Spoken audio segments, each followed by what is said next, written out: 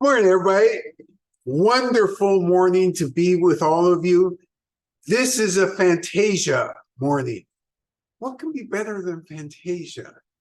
Suggestive of Disneyland, Star Wars, Lord of the Rings, all the great stuff. And amidst all the great stuff, we'll have the greatest stuff with Fantasia itself. So, what is Fantasia? Fantasia is a cliff tea from the Wuyi Mountains. Last week, we worked on a cliff tea, and you have some background about a cliff tea.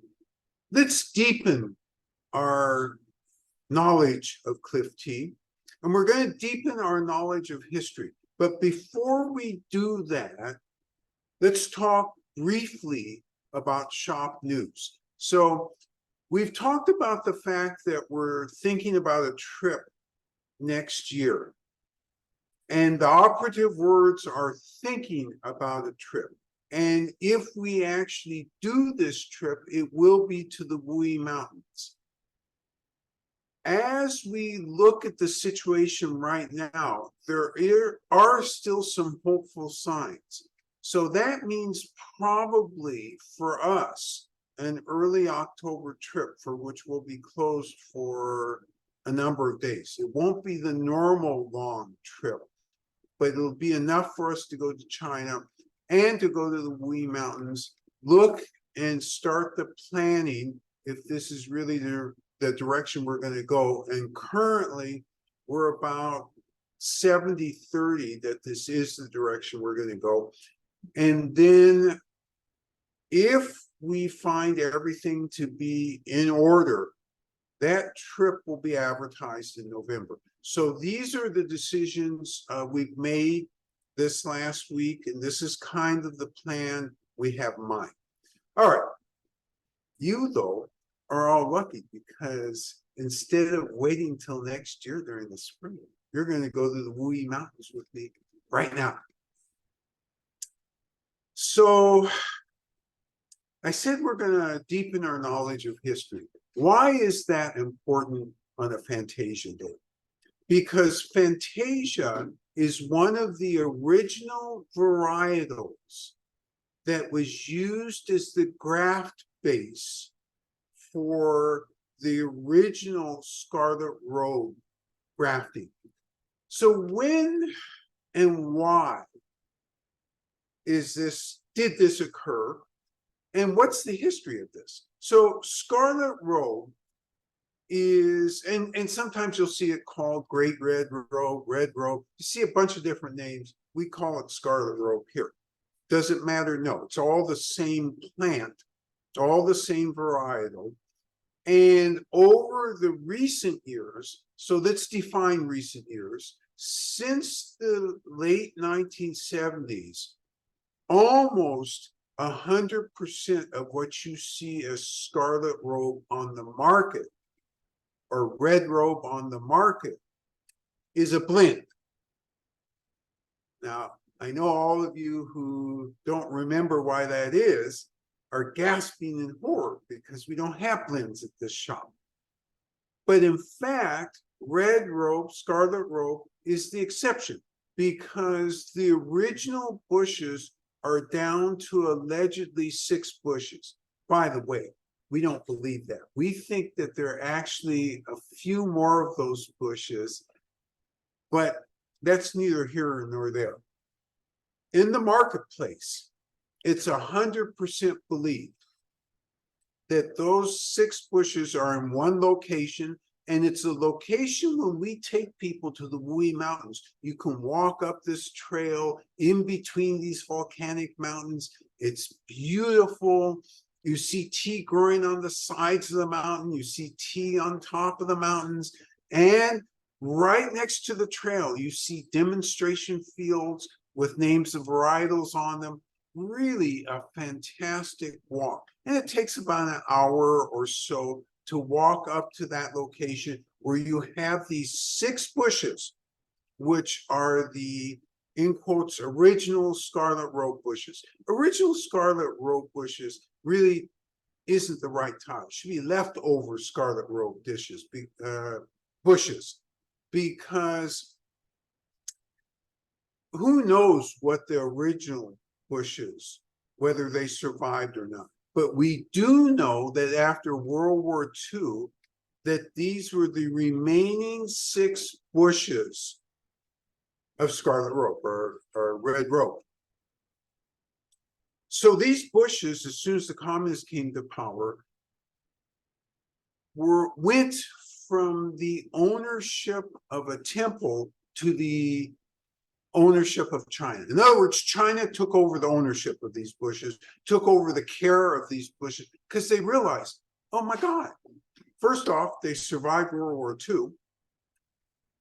They survived the Civil War.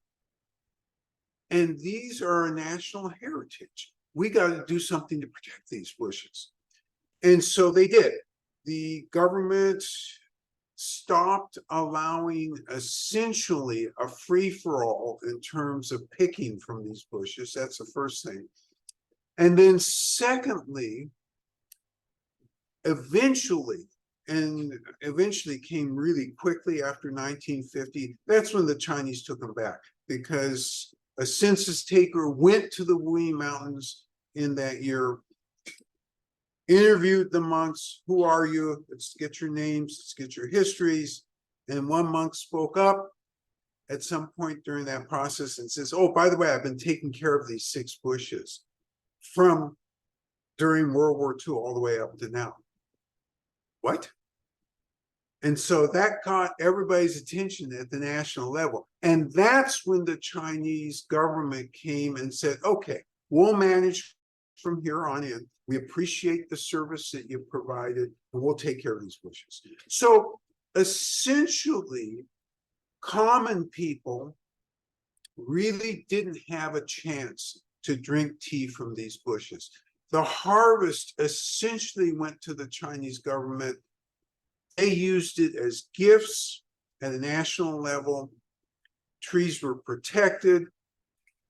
They did sell a very small quantity from these bushes, but it was just a really tiny quantity. After all, only 6 bushes, right? So starting in 1962, there were scientists who were working at a tea institute in Hangzhou who were very interested in the idea of hybridizing these scarlet rope bushes so that they could continue in perpetuity. And so they started working on that project. China, during that time, they had lots of activity going on internally. That was the run-up to the Cultural Revolution in 1966 that lasted for 10 years. And during the Cultural Revolution, somehow those bushes survived, because at one point, those bushes were identified by young activists as, hey, these are old things. You know what we're supposed to do with old things? Throw them out.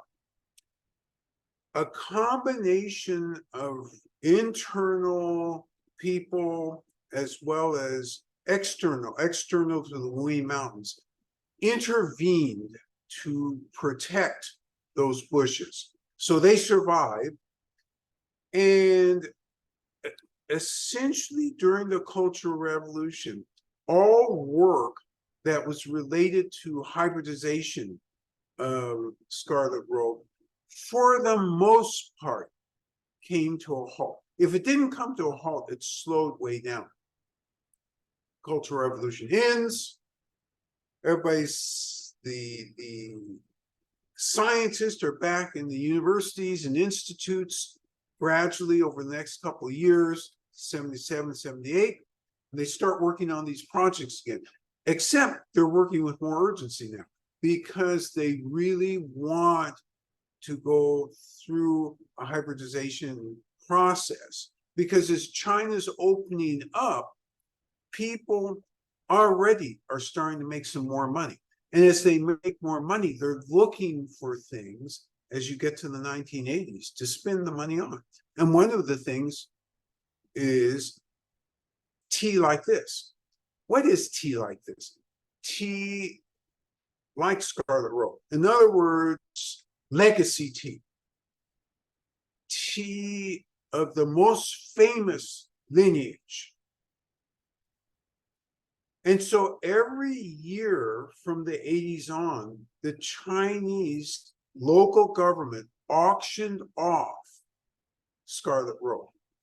They also took a portion of that and sent it to the national government, because the national government says, yeah, we want some of this as well, because we're going to use this as gifts. But then there was a little bit left over that they auctioned off. The last year that the auction occurred was in 2006. And in that year, wait a minute, 2007, my mistake. In that year, the auction was the equivalent, the auction value was the equivalent of about $2,000 a gram. Now, realizing here for Big Cup, when we do Scarlet Road, we use 5 or 6 grams, $12,000 a cup. Boy, I better get a re-steeping out of that at that rate. So we've talked about Scarlet Road, but we haven't talked about Fantasia yet. So Fantasia enters the story 1964, because there is somebody from the Hangzhou Tea Institute who's working on hybridization who says, hey, this looks like something we can graft Scarlet Road onto. And so they start working on that. Took a number of years for that to be successful. But by 1978, they were preliminarily saying, we think we've done it. And by 1982, they were pretty sure that they had done it. All right, so what is this? They had done it. They had created a hybrid of Scarlet Road. And that hybrid is today what we call Fantasia. So Fantasia has a very storied beginning, right? It was a varietal pre-1962 all on its own. Slow-growing varietal, oblong leaves with a little bit of a bluntness at the end. Good taste inherently, very good taste inherently. And so this is one of the varietals or cultivars that was used, varietals, sorry, I'm using the right word, that created the cultivar that's currently used popularly today as in the Scarlet Road blend. So let's go back to the issue of blend. Why is Scarlet Road blended? Well, because the original Scarlet Road, only 6 bushes. So the great tea drinking public, including here at Sophie's, would not have access to that if it were only 6 bushes. So starting in the 1980s, Cliff tea producers started to do a blend. And at first they did a blend of existing varietals plus this Fantasia. Roasted everything together, called it Scarlet Road. As they produced other varietals from these 6 bushes, the best of the Scarlet Roads were a blend of the 4 or 5 other varietals that they created. LCSers thought, what a great opportunity for us to ply our craft. Because what they did was they got the least expensive Cliff tea that they could get. So that was outside of the mountain. They roasted the heck out of it. Then they put the time in. our country's great Scarlet Road. And then they sold it for a ridiculous price, given what the inputs were. Over time, of course, as the Chinese government cracked down on this, particularly the local governments cracked down on this, this practice started to go away. Is it away completely? No. You can still find fake scarlet robes. And fake meaning that it's not the standard way of doing a blend of scarlet robe.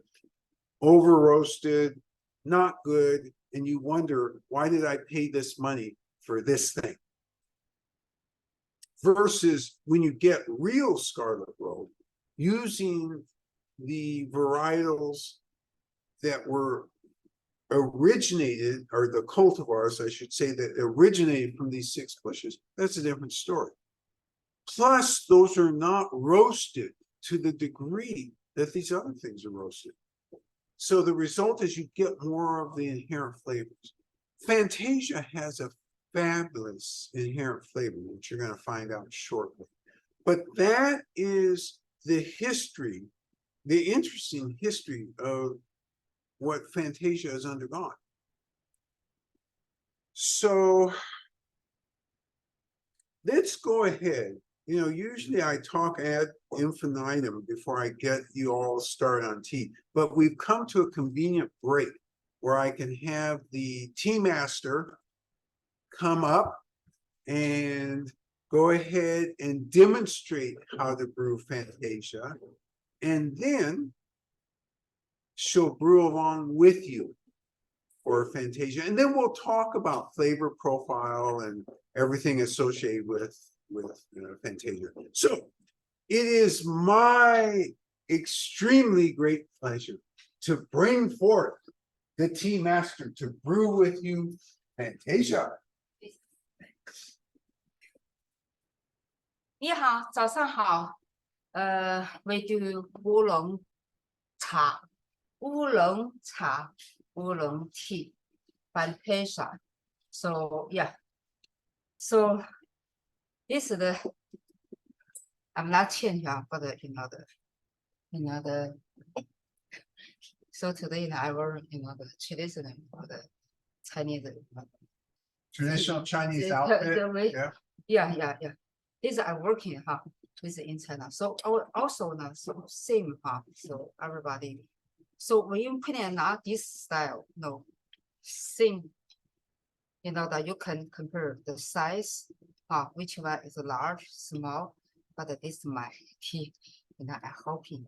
Okay, so John help me. So she set up a normal tableau. And whether you're doing small cup or large cup, you'd have a tea tray or a tea table. We do large cup here. And so it's 2 vessels. This is the brewing vessel. It's a 16-ounce vessel. And then she has a 20-ounce water vessel for which she draws water from and uses that to go ahead and heat up the large pot, heat up the cup, and pour excess water over the tea toys. And we use 200-degree water when we're doing this.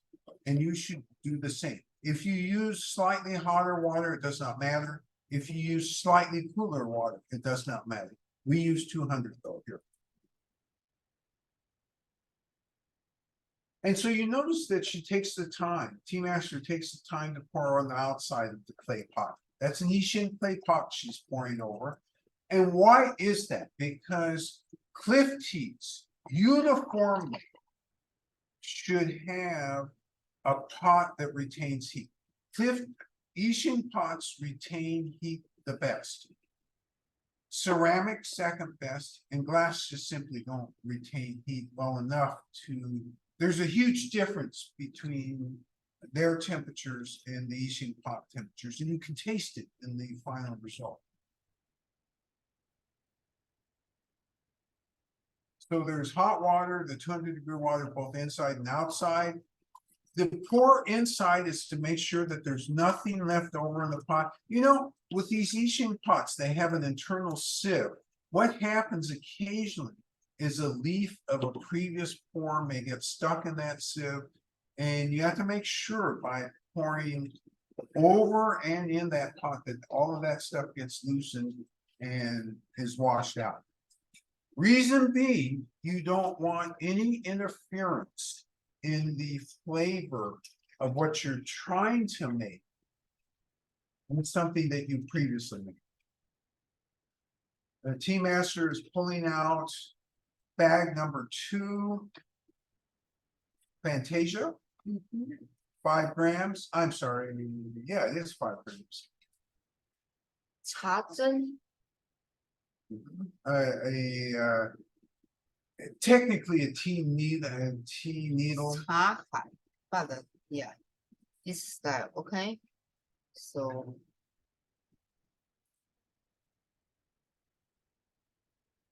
Puts the leaves in the pot. It's going to shake the pot in order to make sure that the heat gets distributed to the leaves as much as possible. Kind of waking the leaves up, so to speak.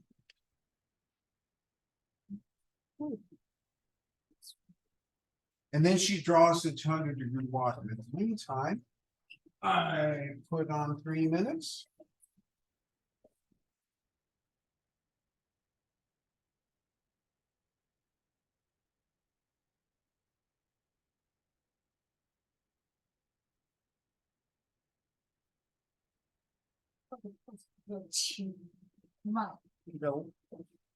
So when you're making tea, the reminder is that there's a rhythm. So you're not in a hurry. You want everything to be clean. You want everything to be rhythmed. In other words, in a rhythm. You want details. So when you pour in, you're trying not to pour directly on the leaves. And by the way, I said that Wuyi cliff teas particularly like the heat. Why is that?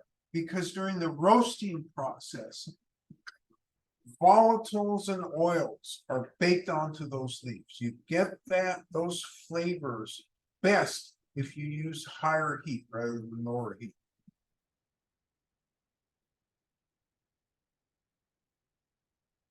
Okay, the timer is set to 3 minutes, which I'm going to hit.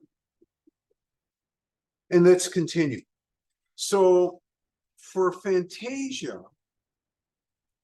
this is not the same Fantasia that pre-1962 Fantasia was. So this is the cultivar.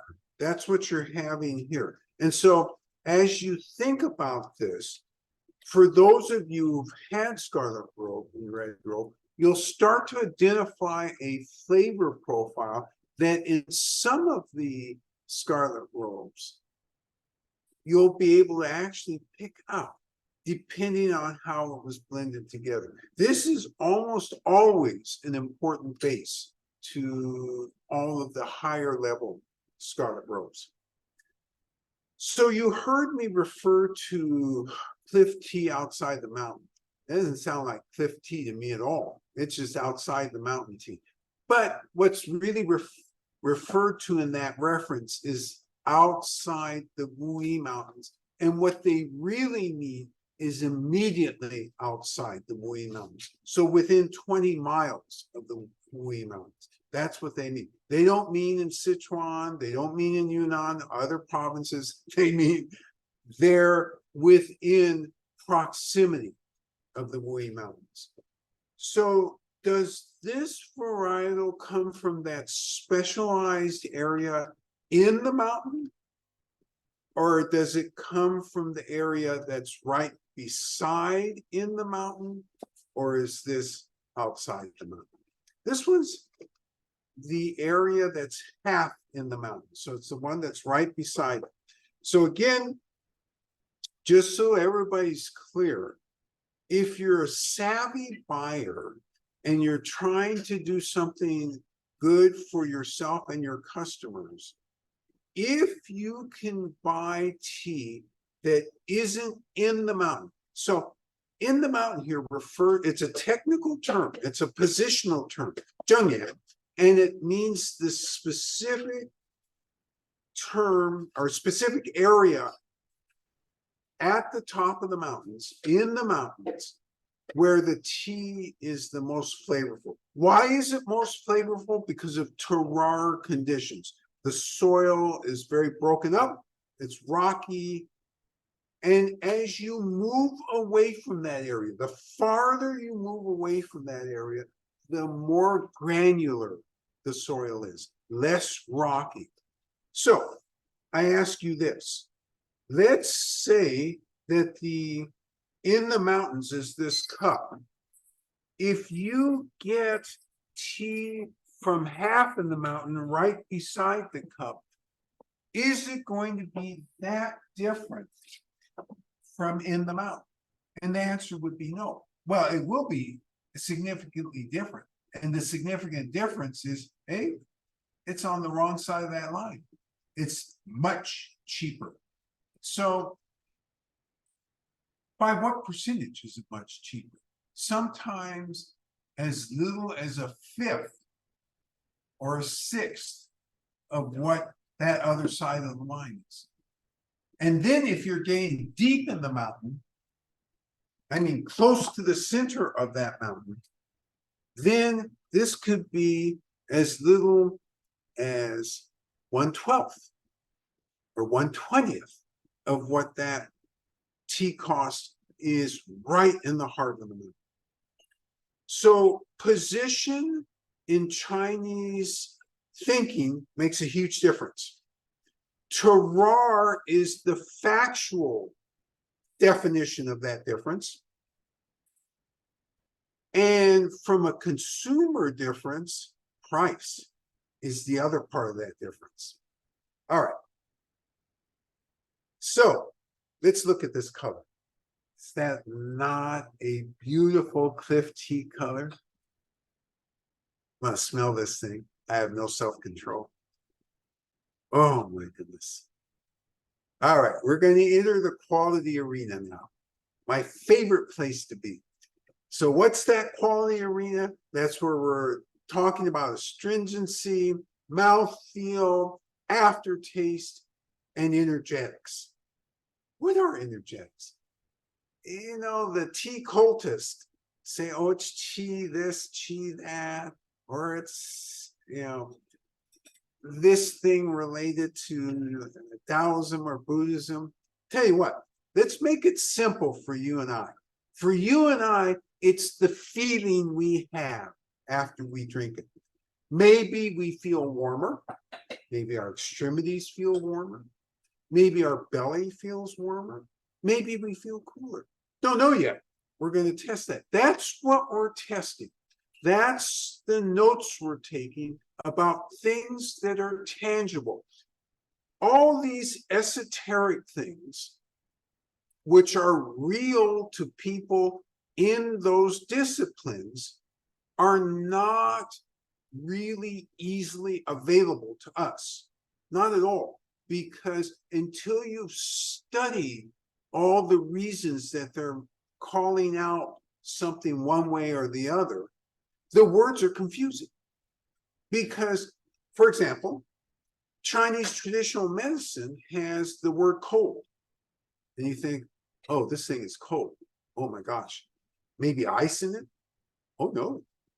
It's a quality of how the food is supposed to interact along your meridians in your body. Now, that's as simple as I could say it.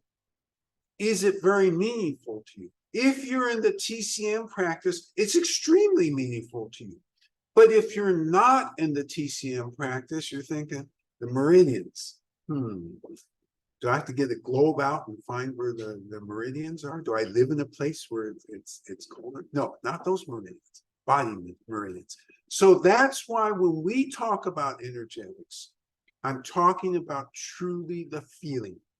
All right, let's enter You're not doing anything except watch me enter the quality arena. And this is a 200-degree temperature cup of tea. So we have to inhale this first sip. When we're not blowing, we're inhaling. Blowing, why is that not correct? Remember, as you're inhaling, you're also smelling and you're getting the full feeling of this tea.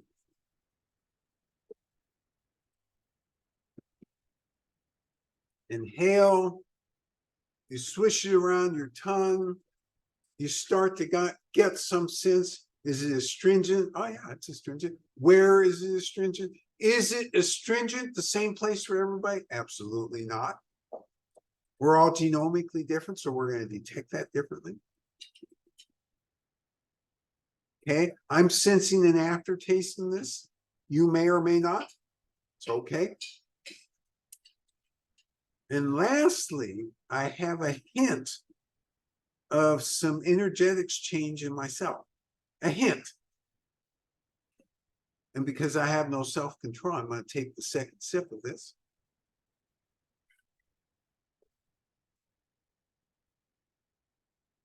On the second sip, what am I doing?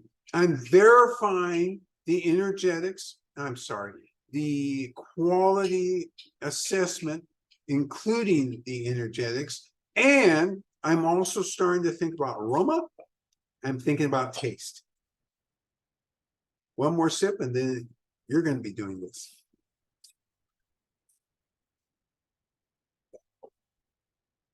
Okay, it's your turn to brew with the tea master.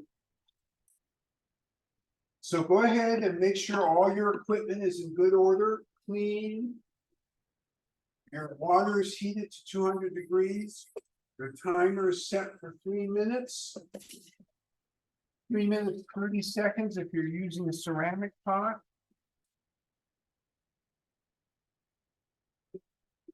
Tea master is investigating the inside of the pot she's going to use to make sure that there's nothing in there. And then she's going to go ahead and draw the 200-degree water.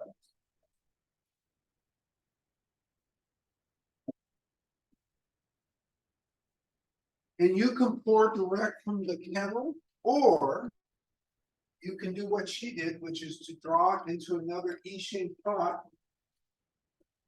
and then pour it into the second pot.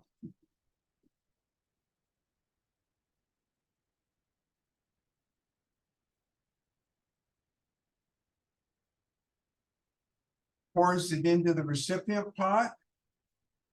Oh, which doesn't have the tea leaves in it. Making sure that everything is really cleaned up.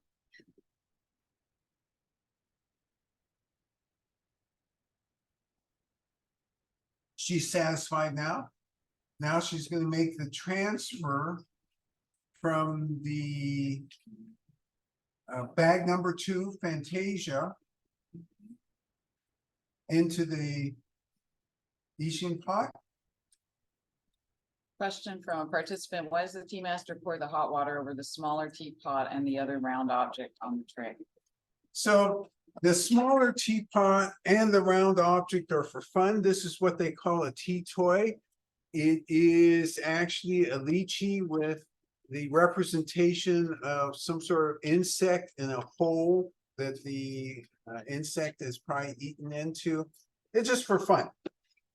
So if you don't have one of those, don't worry about it. And the small clay pot is also just for fun, Just for for decoration. For decoration, yes.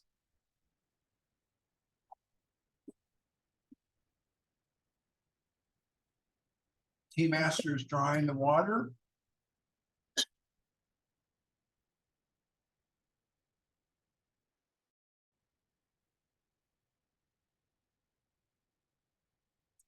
Pouring on the outside is not an accident, and it's not for fun. It's to heat the pot, make sure uniformly as hot as possible at this temperature, 200 degrees.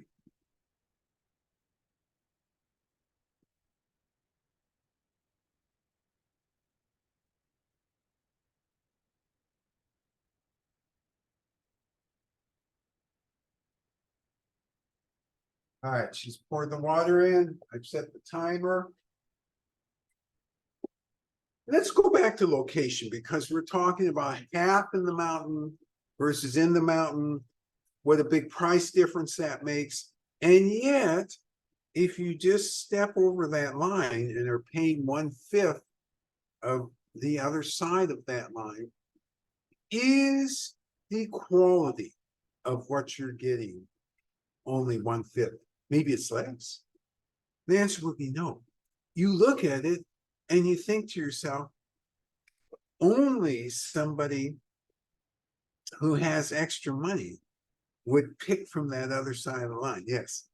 Can you tell us something about the 2 pictures you sent out this morning? Yes. So I did send 2 pictures out. The first one where the guy is carrying a basket, a double basket, shows you what they have to negotiate when they're leaving the tea fields to go down to the production areas.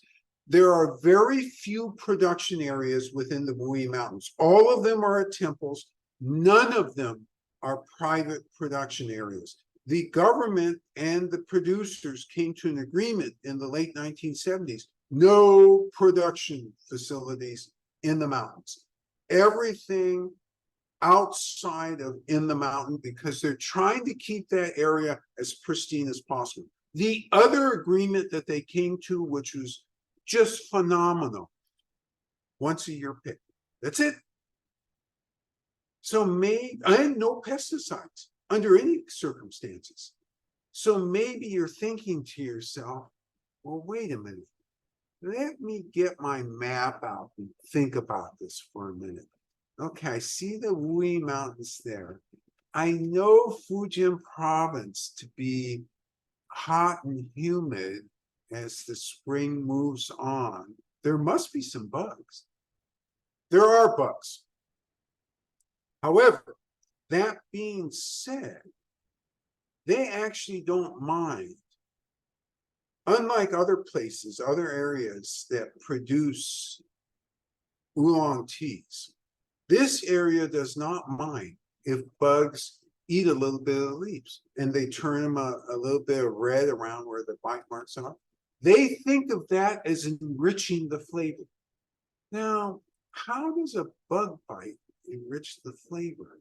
I don't feel enriched whenever a bug bites me. What it is it starts an early oxidation process, doesn't it? And we remember that oxidation changes the flavor profile, and usually in an interesting and pleasant way.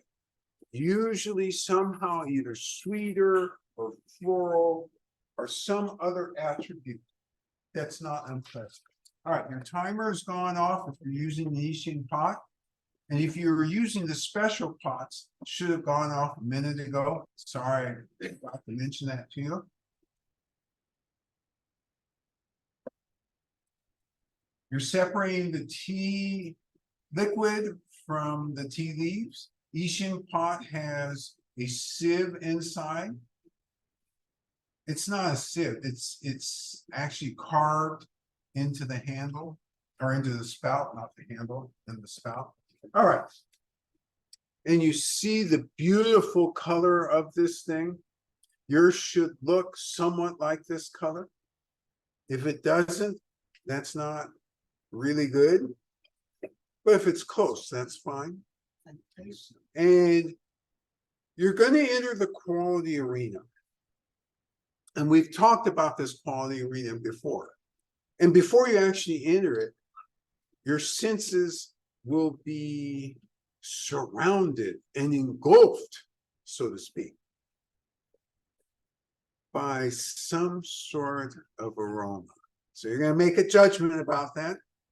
And you're going to slowly, because this is 200-degree water, enter this quality arena. Yes. Participant says the aroma is delightful, very complex, hard to identify specific flavors as well, elusive, and I'm uncharacteristically gross.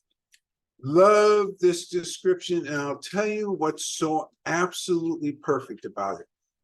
Complex aroma, hard to separate out exactly it, and this is typical of Americans. Americans like to, and not just Americans, many people like to divide and get a component here and a component there, as if the sum of the components is going to equal a part. The reason this is such a good description is so many of the cliff teas at the end of the day, it's about the feeling you get either from the aroma or from the actual tasting. It's not so much parsing the particular flavors. It's fun to parse out the dominant ones. That's fun to do, but it's not really as necessary as understanding complexity and feeling. When you're able to do that, you can move up the line in terms of participating in judgments about cliff teas. The best of the cliff teas, there really isn't much in the very beginning you can say, except the complexity. If you start trying to say, oh, it's got this thing and that thing, you taste 2 minutes later. No, it doesn't. While folks are figuring out their other observations, there was a second picture also, I think, of somebody with tea leaves on a tray of some kind, maybe bamboo. Thank you for the reminder. So let me finish the first picture explanation, then I'll go to the second one. So that trail many times is more than 10 miles long. And what they have, both of those containers hold about 40 pounds. So they're lugging down about 80 pounds off the mountain. They're doing it rather fast. And it's almost like Pony Express. Every so often you have changing stations and the next person will continue down. Why does it matter how fast it gets down to the processing facility? Well, let's think here for a moment. You got these leaves in this basket, just picked, okay. And as they're going down the trail, it's kind of this motion, so leaves moving up now. Oh, what's happening when that's happening? Bruising the leaves. So you're already starting a process of oxidation. Do you like uncontrolled oxidation? Maybe you do, but the farmer does not. That's why it's got to get down to the production facility as fast as possible. Uncontrolled oxidation, when it's full of water, you simply can't control. And that's why first step, once you get it down to where the farmer is you wither. You gotta get that moisture out of there. And that, by the way, will slow down the oxidation right away before you go into formal oxidation. And we talked last week about several of the steps that they use on that. And each farmer, each production facility in the Wuyi Mountains is different. And as such, if you want an exact description, the answer is it doesn't exist, except by farm, except by farmer, except by production facility. So the second picture was a picture of a bamboo, round bamboo tray. And this farmer is demonstrating the shaking technique when you're bruising the leaves on purpose. And you notice this farmer has control of those leaves. They're not all over the place. And again, if you ever come with us as a guest to the Wuyi Mountains, one of the things they'll offer many times is for you a chance to shake one of these things. Sure looks like fun. And what could be hard about that? It's leaves, after all. How hard are leaves to control? Hey, there's no wind in that room. So it just should be up and down. Leaves go up and then float right back down to where they're supposed to be. Somehow, every time I do this, there's a comical amount on the ground. It's as if something is physically wrong with me that I can't get those leaves back on the bamboo tray. It's so embarrassing that nowadays, whenever I'm there, oh, would you like to do this? You know what? I've done this before. I'm really good at it. Why don't you all do it? Because I'm not good at it. I'm terrible at it. And what this is really saying is there's a coordination in doing this. And you see them kind of moving their hips and moving their arms in a certain way. And if you have to think about it because it's not embedded, you're not going to be very good. If you've been doing it, and this particular farmer that you're looking at has probably been doing this for 30 years. And so the sense of this, he could have his eyes closed and every single leaf would be back on that trait. So that's one was a picture to give you a sense of outside or half in the mountain, what they have to negotiate to get down to the production area. The next picture was, hey, this is one of the hardest processes when you do this by hand. That's why when you think about it, why not do this by machine? So much easier. So we lose so few leaves. And as an outsider, I might be tempted to do that because I lose so many leaves. But the reality of the situation is when they make these movements, they have a specific objective. And that objective is to get that leaf to land on its edge. Oh my God. Before I told you that, you were thinking, well, hard enough to get the leaves back on the tray. They have to land on the edge? That's kind of like magic. So it's magic that's learned over a number of years of doing it. So as we move further down the process here, last week I told you about how long it takes through the roasting process and that they usually do 2 to 3 roastings, for some of the teas up to 6 roastings. Now imagining that you're roasting 6 times, if you're any good, you're going to end up with a very balanced flavor profile, which has a lot of roast in it, but it's not going to be over roasted. Remember I told you that ugly story? You get tea from way outside of the mountain. You blend them, you roast them up, roast them until they're all black. And then, oh, Scarlet Road. No, when you are at the highest levels and you're roasting 6 times, for those of you who've had Guardian Angel, it's like Guardian Angel.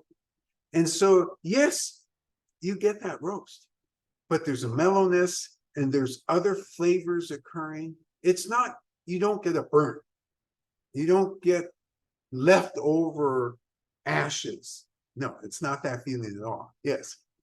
Flavor comment here, light astringency, a sort of shallow smoothness that moves to deeper, more immersive feeling.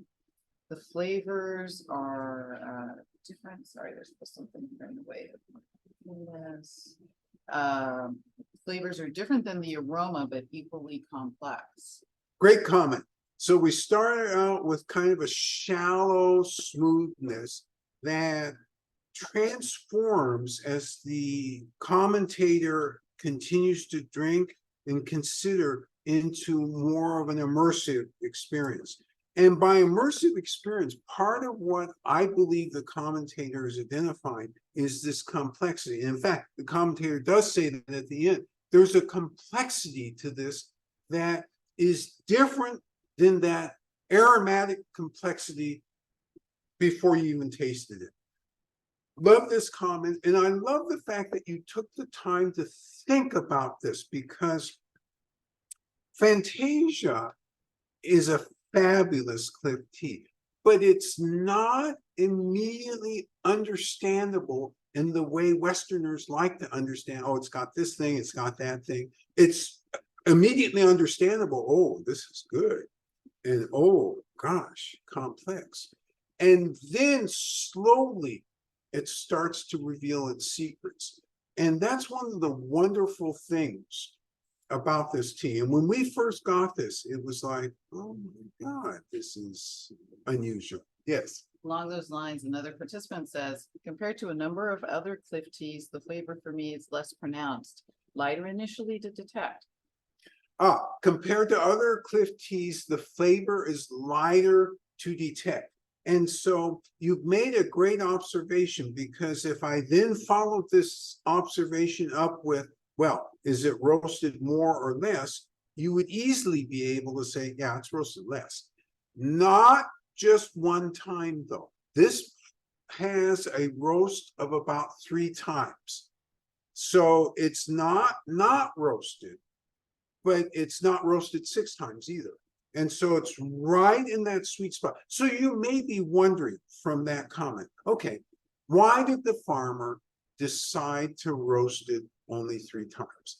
So farmers typically, when they're thinking about this, don't go into the season and say, well, okay, I'm feeling like a 3-time season this season. We're going to roast 3 times. No. They wait until they're starting the roasting process. And then as the intelligence comes to them, I'm talking about the aroma intelligence, the smell, they start to make decisions. What else are they thinking about? They're thinking about history.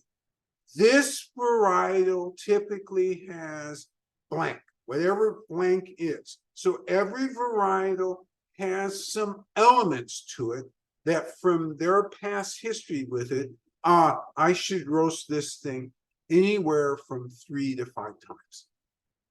That would be the thought pattern that they typically go in. Hey, wait a minute. When this was picked, it was heavy fog. So when it got back to the production facility, it was very damp.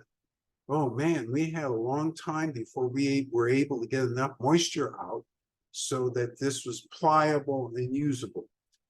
This means, and I'm giving you the internal dialogue of the farmer. This means I'm probably going to have to either roast this at a higher temperature, a longer time, or more roast. So those are the decision points they're making year by year. And unlike Betty Crocker, who every year, it's 1 cup of flour and 2 cups of sugar, every single year for their recipe, it's more about what is my nose telling me about where this is. And based upon what my aroma history is, in other words, what I remember from aroma linked to these factors, I need to be at X place.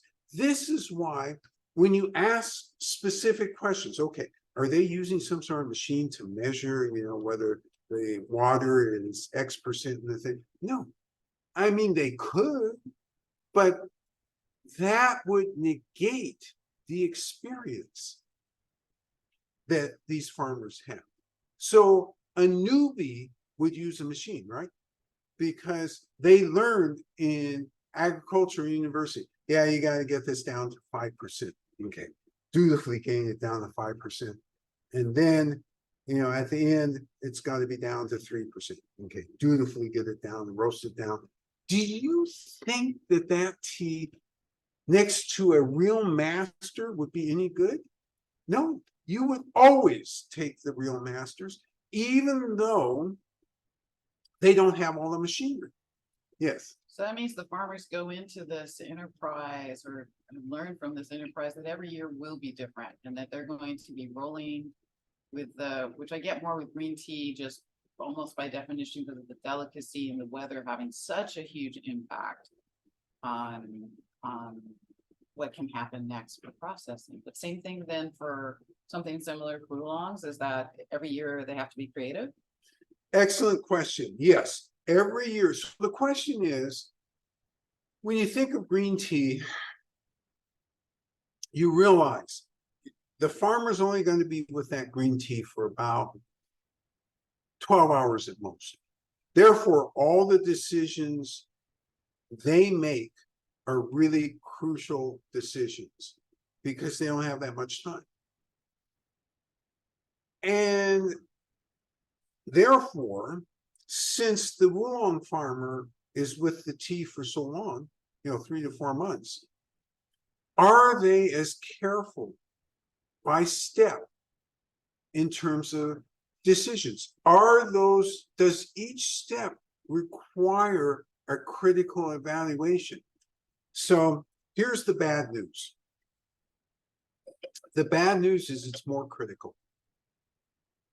Many times as cooks, when we're cooking, if we make a mistake on step 2, there's some techniques we can kind of cover up that mistake. Oh, we didn't put enough sugar in. Okay, let's throw more blueberries. Okay, let's just get those blueberries. Oh, these blueberries aren't sweet enough. Let's get some sweet strawberries. There's always steps to kind of correct previous steps. The sad thing about these high technique, mini stepped teas is if you make mistakes early, you're messed up for the whole cycle. It's very hard to correct. Now, the farmers and the tea purveyors who aren't exactly honest with you, in other words, they're practicing legerdemain when they speak to you. Oh, don't worry. You know what? You can go home and just roast this up a little bit and you'll get that really great roasty flavor. Now, we've heard this a few times. In fact, the one time, and it wasn't with a cliff tea, but it was a oolong tea, that a farmer made an enormous mistake with that tea and then said that following statement: oh, you know what? This is an advantage to you. I'm thinking to myself, this is an advantage to me. Now, explain this advantage again. Oh, you're going to get to go home with this 100 pounds of mistaken oolong tea, and by the pound, just roast it up a little bit until it smells, really good, and your customers won't know. You just put it out there, and it's just false and completely false. Did you laugh? Inside, I did. It was a tense. This was the opening round of negotiation over a mishandled 100 pounds of oolong tea. And so there was no room to really laugh out loud. But inside, I was laughing because that ain't happening. And here is what is going to happen. And that is, you're going to give me my money back, or you're going to give me a credit for that entire 100 pounds. Turned out I got the credit for it, so that worked out just fine. And it turned out that the farmer really knew better and said those words in order to hopefully placate me and the tea master so that we would move off to another subject. But the farmer had actually had a disaster, so they were trying to make up for this disaster, but they hadn't told us the truth. And so we eventually came into a great relationship with this farmer because of this rigmarole, in the sense that we said, okay, because we found through a back channel that what had happened is his original crop had gone up in flames when his storage facility went up in flames. And so he had rushed around to other farmers, tried to do something very fast, and the results were terrible, not what we could serve to you. And through back channels, we learned this story. And so really what we said to the farmer is, we're going to give you one more chance, because nationally, you're a well-known farmer. You're famous. And you don't want this story getting out. We don't want this story getting out. You're going to repair this. That's the first thing. But more importantly, we would like to be able to continue to do business with you. So in the future, should anything happen, a rat sleeps on the tea accidentally, anything, you will tell us first so that we can make a decision. It's really important.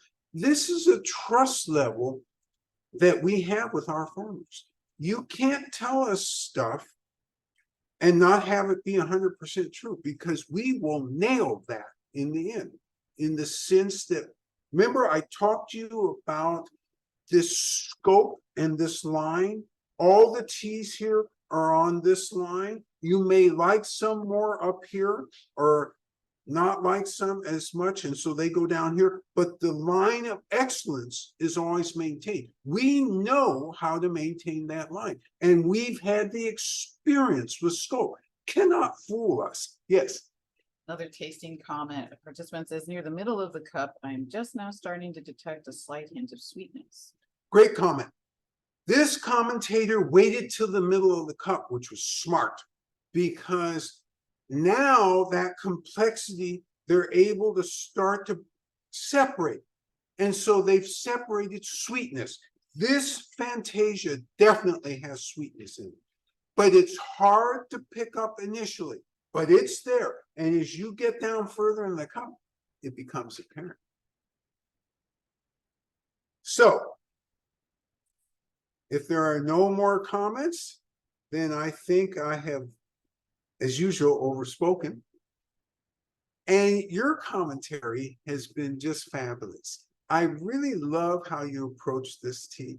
This is one of our internal house favorites. And the fact that you were all able to pick up that complexity right at the beginning, call it out, and then didn't leap into trying to identify all the elements, shows again how great all of you are.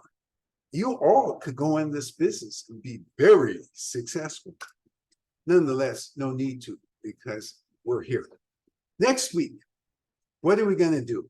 You know what? I'm feeling we need a change. I think next week we're going to do a yellow tea. Hope that meets everybody's expectations. Your responsibilities this week are to stay safe. You know, COVID and everything else is rearing its head again. You know, let's avoid that if we can this week. And I can't wait to see you all next week. Bye-bye now. Take care.